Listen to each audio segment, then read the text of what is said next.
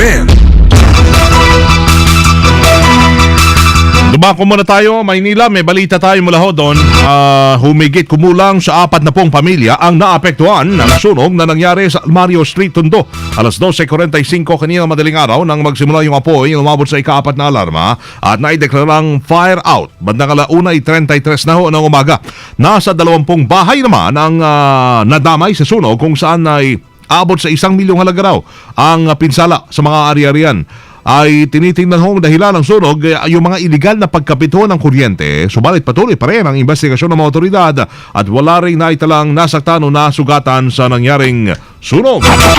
Sa Antipolo City, patay isang dating barangay chairwoman sa barangay Santa Cruz, Cogyo matapos barilin na hindi pa nakilalang sospek mismo sa nila pong bahay. Kinilala ang biktima na si Regina Gabudo Julio. Ito'y nasa 60 years old na. Sa investigasyon, isang sospek ang pumasok sa bahay ng biktima at agad itong binaril sa ulo. Ayon sa mga testigo, maaaring politika sanay ng pamaril dahil sa tagal nitong naglingkod bilang barangay chairwoman. Patuloy pa rin kasamang weng at mga kasama ang sinasawang investigasyon ng otoridad sa nasabing krimen. Buti na, itutuloy yung eleksyon sa Oktubre. Para Napalitan na. mapalitan. Walang ginagawa. Mapatahimik naman yung mga barangay. Palitan yung mga nagtutulog-tulugan ng mga kapitan. Quezon City, balik tayo. Natagpuan na ho yung dalawang batang tinangay ng hindi ho nakilalang lalaki doon sa may West Fairview noong Lunes ng hapon. Kwento ng mga batang sina Nathaniel De La Rosa at Lira Espino, 6 na taong gulang pareho. Inalok sila ng candy ng isang lalaki para sumama sa kanya.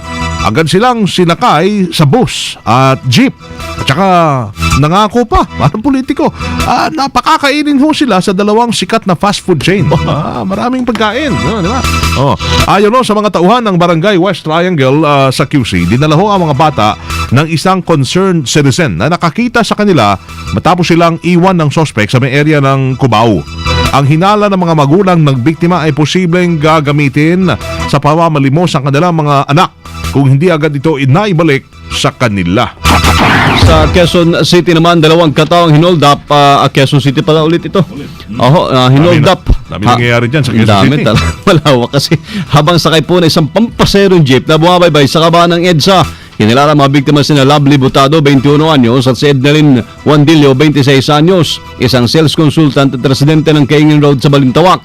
Ayon sa mga biktima, tinutukan sila ng patalim ng dalawang armadong lalaki at sa pilitan kinuha ang dalawang cellphone. Samantala, patuloy na pinagayap ng Quezon City Police Department Station 10 ama ng hold-up sa mga biktima. Ito, Pasay naman, Pasay. Nilooban ng bahay ng isang engineer sa 168 Libertad Street. Ang nagrereklamo ay nakilalang si Closaldo Narciso Jr. at Maria Victoria Bagkak.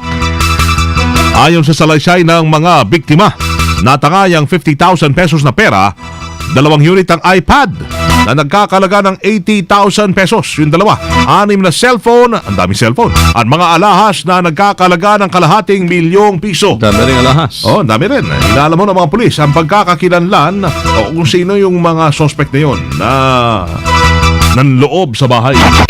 Panghuli po ito sa Maynila, mga kasama. Ingat lang ho talaga sa pagtawid o kung saan man kayo naroon ngayon. Patay isang babae matapos masagasaan ng Sus Mario Josep truck sa Osmeña Highway. Truck talaga, hindi truck-truckan. Hindi ho eh. Sa investigasyon, nakaangkas sa motorsiklo ang biktima si Jocelyn Marial kasama ang live-in partner niya si Roberto Padagas. Nang matumbay ito, makarang sumampas sa gutter at masagasaan naman ng 10-wheeler truck. Dead on the spot ho yung biktima habang sugatan si Padagas na kasalukuyang ginagamot naman sa isang ospital. Tinangkapan ng truck driver na si Tito Villanueva Jr. na tumakas pero nasa kote po ng mga otoridad. Kasong reckless imprudence resulting in homicide na natandang isampa sa suspect na truck driver. Akala ko tinangkapang balikan para siguraduhin na patay talaga. May mga ganong kaso ha. May ganon. DZXL Bulat Palaro. NBA ba yan? PBA o Iba tayo, iba naman. Swimming ito, swimming. Pang-beach, pahabol ngayong summer. Hindi pa man nagsisimula po ang Sarangani Bay Festival. Maganda yan. Maganda dito sa pakiwari ko ha. Lugar ni Manny Pacquiao. Oo. By the Bay yan. By the Bay. So, Ito sa na. karagatan, sa dalampasigan. May mamimingwit na. Mamimingwit. Hindi pa man nagsimula ang Salangani Bay Festival. Inaantabayan na po ng mga swimmer. Ang naunang, annual pala ito. Annual na yan. Swim across the bay. Ayun. Ay, tama. Si Pilimon, sasama dyan. Si Pilimon. Gagawin sa karagatan. Salangani. Mm. Lahat ay nag-i-ensayo na habang papalapit ang May 24 na swimming competition. Ano ba ngayon? 22. Bukas. Sa Makalwa. Hindi, 20, ano ba yan? 24 kasama Weng. Ay, hindi. Oh, tama. Magsisimula ang paglangoy sa Maasim at magtatapos sa dalampasigan sa Glan. Nalalawakan ng 50 swimmers galing sa iba't ibang pamantasan. Ito na ho ang pinakamalaking swimming competition sa Pilipinas na walang humpay ang paglangoy sa 15 kilometro na dagat. Umabot naman sa 50,000 katao na nakabang kung sino ang magkakampyon sa nasabing swimming challenge. Si Pilimin, naming wit si Kirigit yan. Nagigihi, ting isling timbisikin. DZXL Showbiz Balita.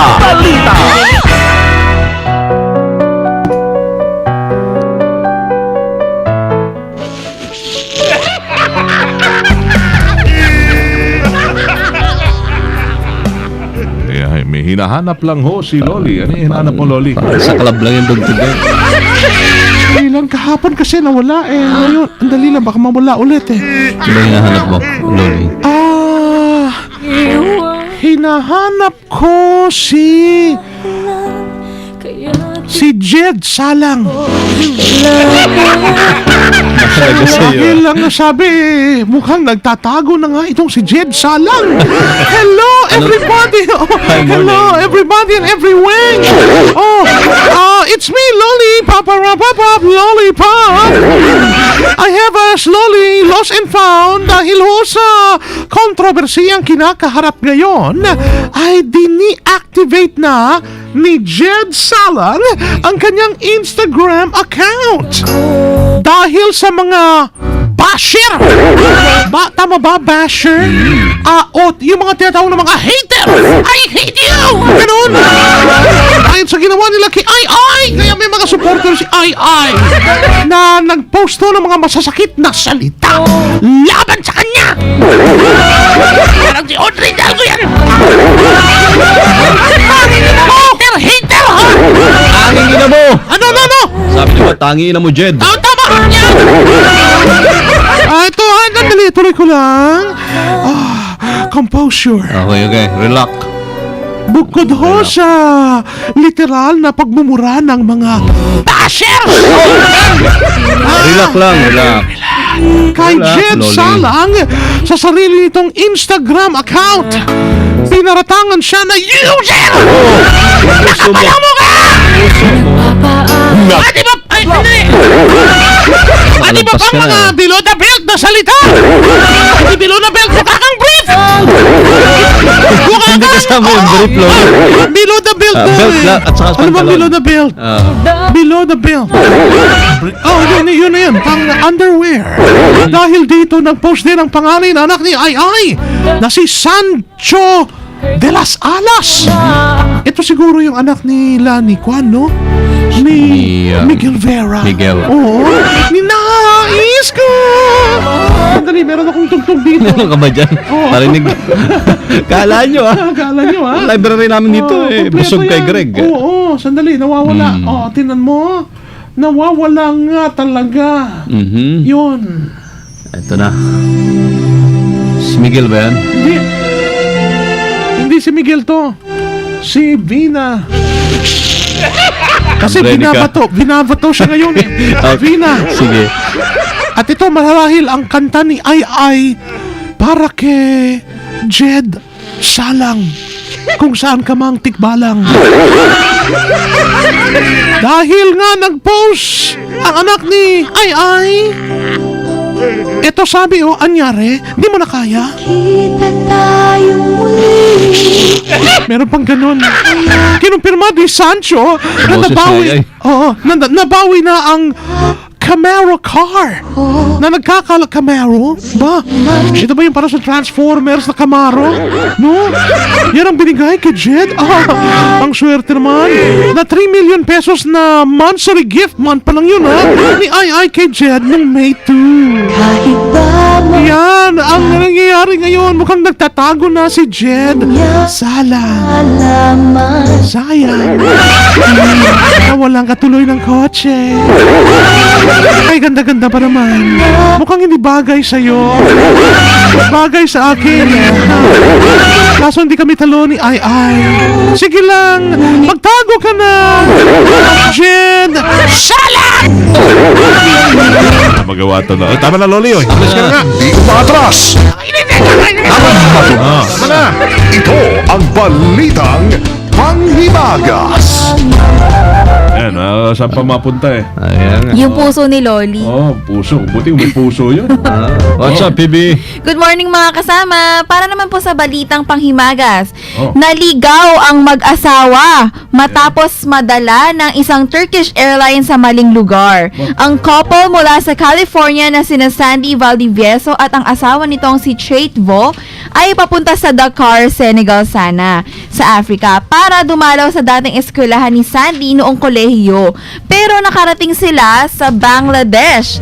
Ayon kay Sandy, nagkaroon ng hindi pagkakaunawaan sa ticket na kinuha niya para sa kanilang mag-asawa. Dahilan para mapunta ang dalawa sa Dhaka, Bangladesh sa halip na sa Dakar, Senegal. Hindi kasi Nagkatulog eh. hindi kasi naipaliwanag kay Sandy na ang initials ng DAC ay para sa Dhaka, Bangladesh na inakala nilang Dakar, Senegal. Binigyan naman ng libreng ticket ng Turkish airline ang mag-asawa papunta sa destinasyon nito sa Dakar, Ay, buti Senegal. na lang. Buti na lang binigyan sila ng libreng ticket. Pwede na. Ito rin naman nangyayari yan. Sumakay ka ng FX, gano'n. Oo. Di ba? Pero Yung hindi iba- ka bibigyan ng libreng eh. Wala. Ha? Magbabayad ka pa rin. Bayad. Pabababain ka, bibigay ulit sa yung pamasahe. Yung ibang driver. Yung iba, oo. Oo. Pero ikaw na problema mo na pabalik doon sa terminal Oo, kung yun saan lang. ka galing. Diba? Yan. At yan po ang balitang panghimagas kan DZXL Sinwon Chongsen Washer Phoebe Tatak Armen. DZXL. Ulat Trapiko. Ito na ang El Confesionario.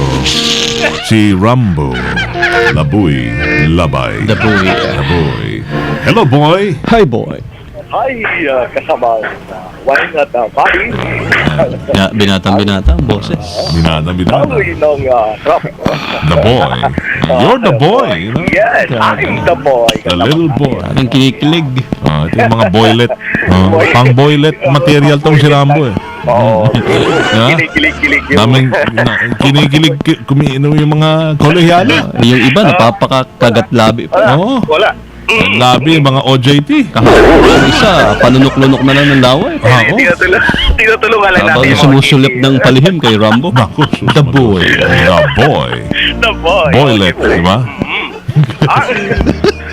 Ay, si Jobel, may nakikinig sa atin yung... Oh, letter J na ngayon. Letter J. Ang bilis naman ng talon. Si G. Jobel. Dati G lang eh. G lang, J na. J na. Ayos ah. Anong nangyari doon sa mga gitna? Ang bilis mo, boy. Alam mo, You're the boy. You're the boy, ha?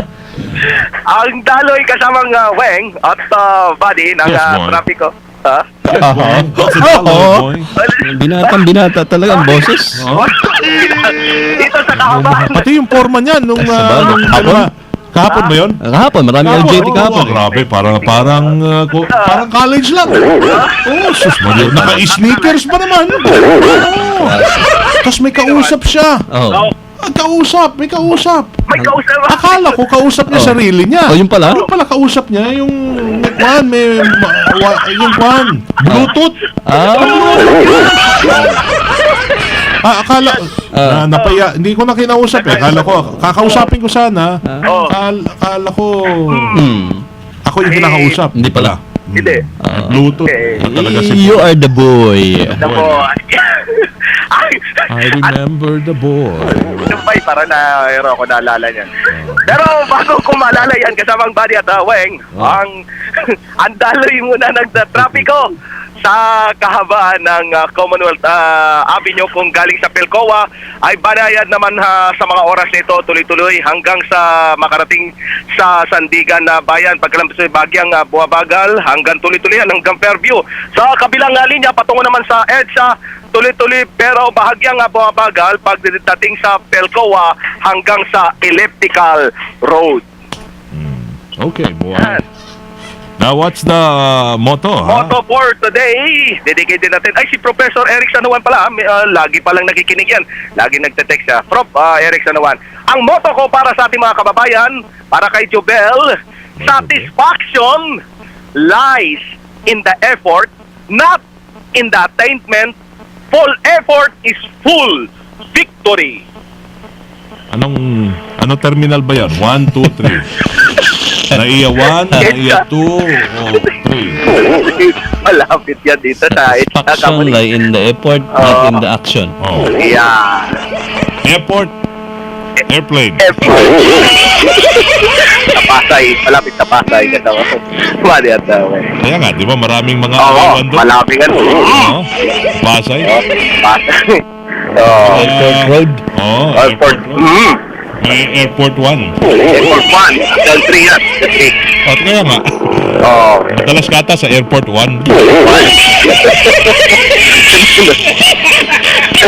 Sa Tagalog, kasamang Buddy at Weng. Yes, boy. Oy. Ang pagiging kontento sa buhay ay nakasalalay sa pagsisikap, hindi sa anumang natamumong buong pagsusumikap sa buong tagumpay. Parang wine tsaka Okay na sana impression ko. Okay. Distract lang pala. Oh, Baka talaga boylet. You're the boy. yeah! I'm the boy! Ito yung mga... Kasama mo sa taban ng Commonwealth Avenue, Silvestre Labay, Tatak, RMN. Are you lonesome? Mga kanta na The Boy. Thank you, boy. Grabe. Hindi na boy, graduate na boy. Boy. Boy. You're the boy. And there goes the boy. As you say bye. Bye. Ang bakal Ay, o nga pala. ay malilate. Ratsada bakal. Oh, ratsada bakal. Yan. Diretso mga naglalagal ba ho? Naglalagablab ng mga balitang Tatak Arabel. Yan, tama ang inyong napakinggan. O, Elvis, manahimik ka na. Lalim ng boses. Oh, lalim. Parang gagaling sa... Talaga. Ay, inyong napakinggan. Saan? Dito lamang sa DCXL 558. Ngayon po umaga makasama ng Miyerkules na tayo, Mayo 22, 2013. Sama nyo sa serbisyo publiko from the city of Zambo, Eliceras Primo Hermano, Hueng de la Peña. From the province of Occidental Mindoro, mabuhay. Ako si Buddy Ubera. Kami boy ay... Tatak! RMN! Naglalagablab na mga balita. Sumayin niyo ang 15 minutong kalipunan ng mga pinakahuling kaganapan sa Kalakang Maynila, sa ating bansa at saan mang dako ng mundo.